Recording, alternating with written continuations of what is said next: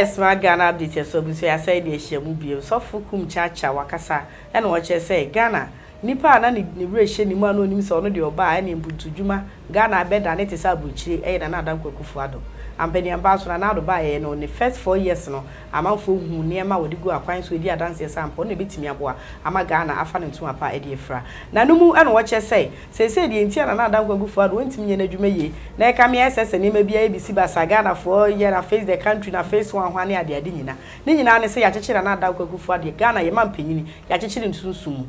ya cheche na nado e wo sunsumu enu nti enema akodo na anisuade hunu papa anu wo edema Ghana fo nyina ni nyina akwa sunsumu ntimi mpie anisuo because ni pedua na ba be ya adwuma no ono no ya bo ne minimu e wo sunsumu nti obeden e na watimi ba be ya adwuma e wo honamani enu nti sese ne de Ghana e mampe na adan kwagufo ado hia kwankyere anya kwankyere keto akura so fokum chacha aka na so wamfa adekode a wo ya ebetumi aboa ama enkyekere e wo sunsumu no atimi asane na so so de momenko ni nkote so fokum chacha ba nam ne nana kofia Jessica pa atwaso mami nka we yansa na ebi amini abebe mu awabem nana do awa ye Ghana president o show the video bi a o se nana do kan bi say yetiska so enso akomode me de Ghana ha president fo aba nyina no me sof kum chacha de na yenim na ye wure hye ne mu a obebo adwuma awo be ye adwuma ma Ghana youth any young girls and will be any age pa e na na do dan kwakufu ado by fifi ja asama make ne ontie ne ye sa wo ye brogan so a enfama no si boni na mum tie dia make ne ye me kan ne se president na na do dan kwakufu ado enkrofo a chechele no o ma susu mo o ma chechele no ya chechele no e wo susu mo fifi me so fukum chacha me jira ofidie we so aka me se hwe adwuma any vision any ansuade hunu any the president na Akufo Addo apese wo ye edema Ghana no enye anu na ye hu me se enkrofo achechele na nado e was spiritual eye enkrofo be no and the sunny name fifi oh picture and the union cartoons here okay wusu we powerful how they own na power saneno heading obi ayese bayi ti fifi mu a example for Captain Smart example that they use a captain oh that one now face me fi one now face me bayi ti fifi mu a that's a fifi amana wo kwan a me to me mompa ye mabayi ni tu mi tu poma wa oba ba kofa wa de eti me osofukum chacha de hwe ade ba ko ameka e wo fidie we so a me pesa me menye sofo a hwe menye sofo a wo study me a Ghana menye sofo a metaye mahu wei e na ma hye nkom se ne mahu wei fifi me mente sa ba de American say ye papa na nado dankwa Akufo Addo adwuma ani sin na ni so se obeye vision ani ekuta no ani de na opeso wo ye Ghana ani de na opeso wo de Ghana koduo no enye ne sa ade ntin so America to se enye ne sa ne say mese spiritual o ma chechele papa no awo sunsun mo eti sisi ana wo kasa se wo si ye be de san no Smart ye be de san okay I'm menye spiritual person intino a very difficult me kram be me ka sem say obi de na kwaduro so intino kum chacha nom ne asofo no o mo bom pae no I think say wo mo na betimi aye bi abza was of kum chacha na ete ne kana o se man pedi a chekere no sunsumu e ja se beto oboduam e wo sunsumu tinu e say no ade sa asofo for e say we na say na age cathedral ne be ya basu Asamu. Say no because ya chechire man panyini dia na so si cathedral no na ne si ana sane no say ne so si cathedral ni wi asofo akodo wo man yimu na ne akogum here baba ne sa ne ma na say cathedral e bompa anyamente ho say pay ne gusu but still so I said the soft kum church cathedral no okay and I want to menya adwen sa oh say what come asem because say choices choices oh okay there's a me dey on fa cathedral de on fa medafa they say no soft kum church so am fa kwankyere ama nti ye be da sane no sa debo Before, we always put spiritualities ahead of practicalities. Adi bia was a bibini ye. Nade nkan koba no da ko sheba yi. Free. Na affect am jamia ye kuma udi senior etwe kwa na tati be free abusua bane enka ne wati asusu police and so on. But listen, this cathedral thing na cathedral no ayade papa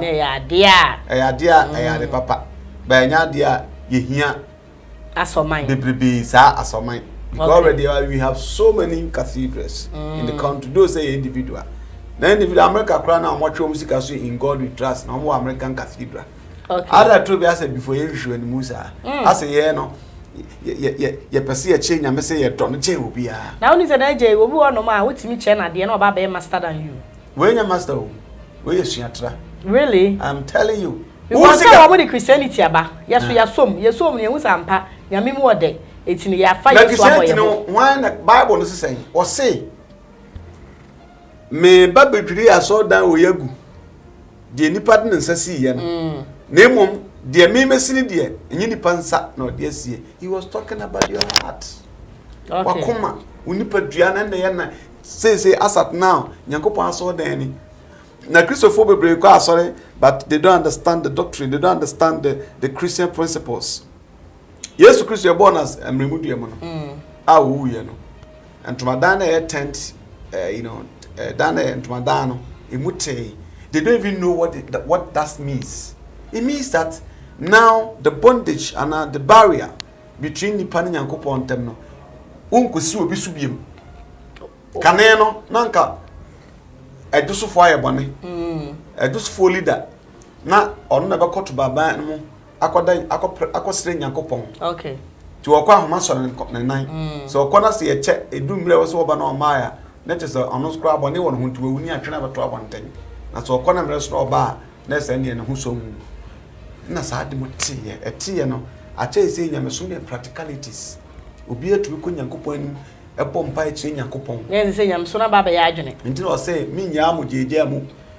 me the Spirit of God, Spirit of Holy Spirit eba betra mu the Holy Spirit and ye why information minister or the one some common Nyankopon nti ade ntina this is cathedral and san Nyankopon ati because God will never be happy see be cathedral na ayi ekurabiasefo ni portable water. God will never be happy when you see cathedral na ayi clinic ni ekurabiase nti oba wo no oku. God will never be happy see a cathedral na ekwamboni nti ema enyem ntumi nkwa wo so nkwa wo wa ise doto abobo yankwa no nkwa netumi ko ekotima from a oba no wo mu ano no. God will never be happy. Je say now they here the factor and you are not in support of say build the cathedral. Na say so your man penyin na o ne di anim won na ehwe so obetoto nema ama you say light ya enra nwumra be fi o make asa pa senka ye ka se no maduma so be 10 eba acha 1 minute 2 minutes ko neba preso mo man penyin na wono no na di ani so adi hunu beba oba akoda adwene aka se da bi light no mumie mfa ni say asa na timi aboa no sofukum chacha say ya chekere no eti no katia cathedral no hwa ni asofofo de Ghana nyina ya to nsa from no makogum na na ehire baba na man penyin je mfimfini entimi mo ama nchekere ne nsa ne ansem ayeto Ghana no ni nyina na ya na ede yeduma. Okay, aikum chacha onye mouthpiece for Ghana. Be so enyame nipa nyame Ghana e ma nipa ma Ghana o enyame nipa no onye nyame nipa ma Ghana krobia wo ana kane no nanka krobia wo ni difo the prophet ona Nyankopon de message fa no so ka kire kuro no. Okay, enye kum chacha so that say of course on nka so nka nche ze wo ye nyame difo na kasama Ghana onye nation prophet be say Nyankopon de oba be dan ni so ade hu ache be bia me meti akrompo nyame tia be dan bibia e fa Ghana ho e dia che me ka say nyame yi a chance a chekere no osi wo hu si a chekere no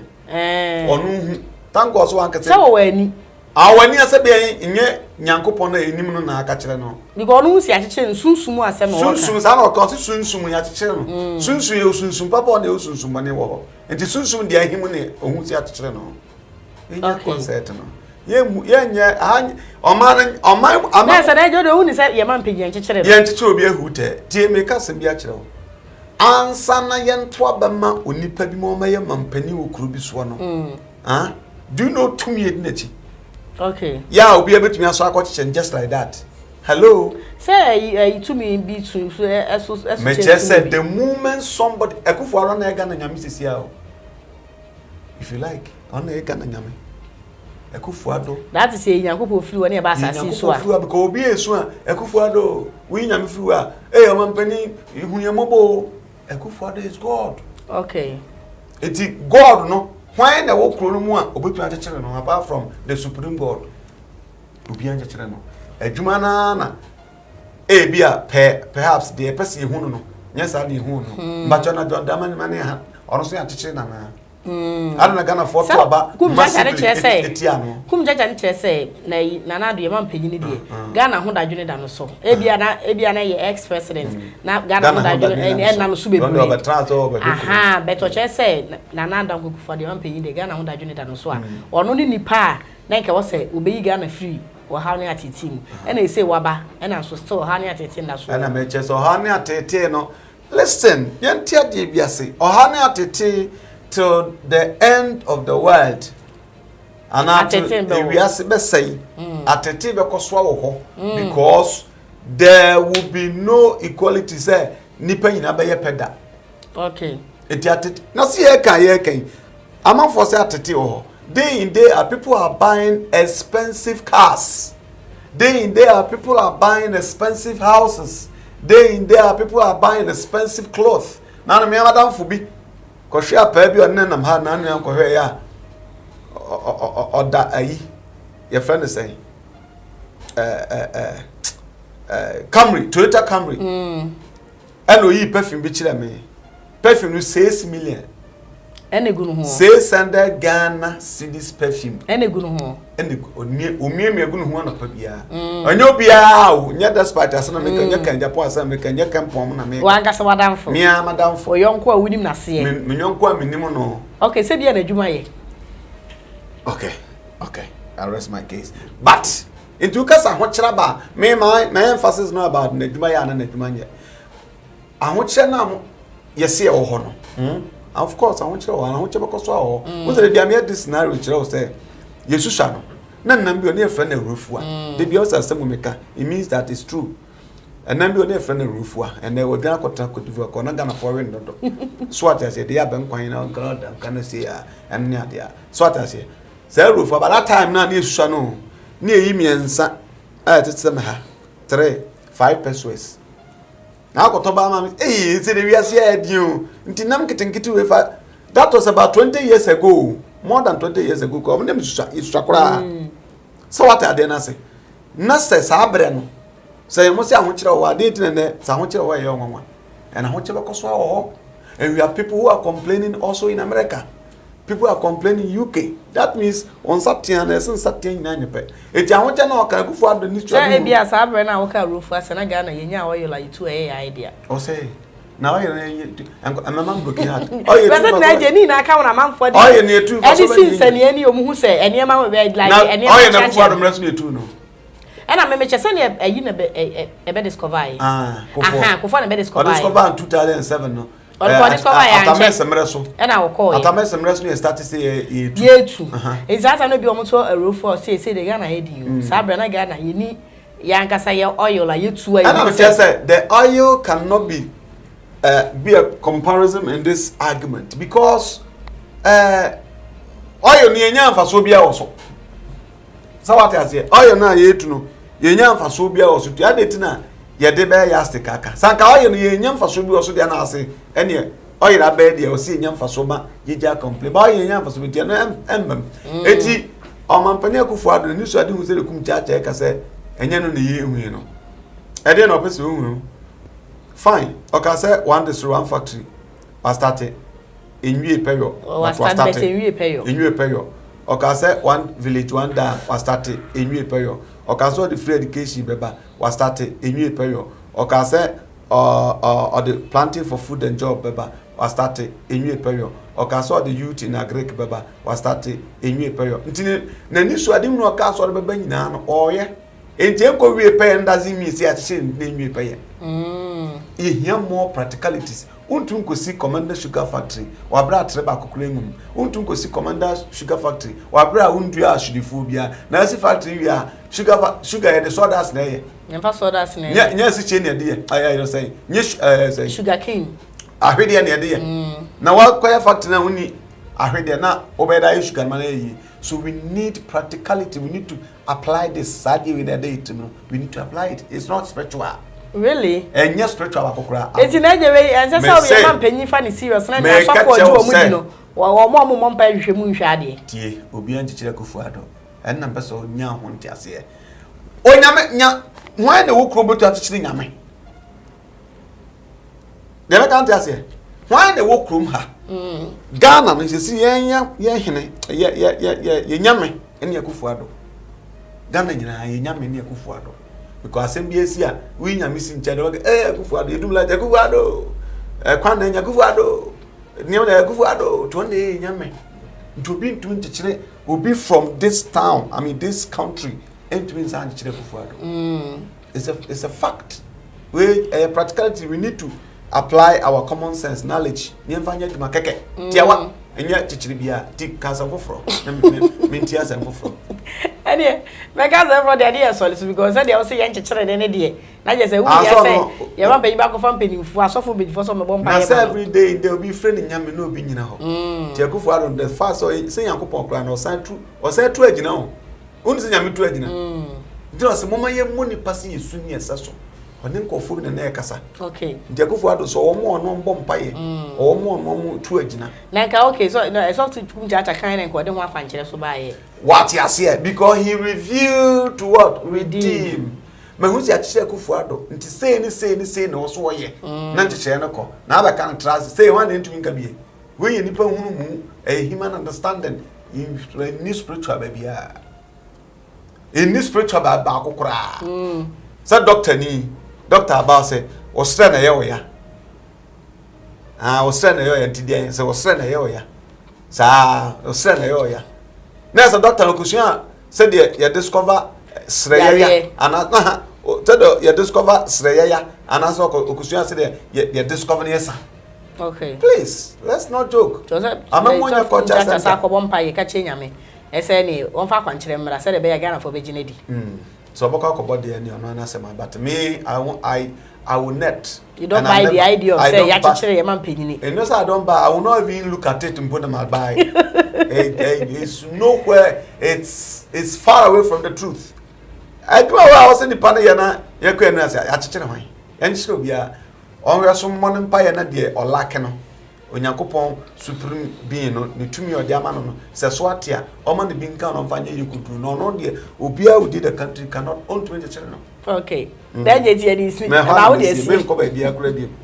abusia na je dey see so be dey see as of kum chacha e na wo che say man pe na da gwagufu ade akekere de se de na starting na tie no na je si nya no kore da onyini na wo so o je di say akekere no because e bia na me bia na Ghana for expect e so bank obetimi aye no e say wo mu hu ni sa ana hu ni say normal say de na je kan say one district one factory ne